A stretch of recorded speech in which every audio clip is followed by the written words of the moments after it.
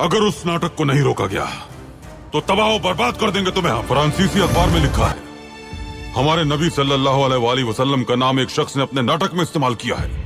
वो नाटक आज रात पेरिस में दिखाया जाने वाला है। हमारे नबी की तौहीन की जा रही है और हम कुछ नहीं कर सकते। वो सरेआम हमारे नबी की तौहीन करने लगते हैं। हमारी जात पर हमले करें तो कोई फर्क नहीं पड़ता, लेकिन कोई हमारे दीन, हमारे नबी पर हमला करे तो हम कब्र से भी उठ जाएंगे, अपनी तलवार से उनके टुकड़े कर देंगे।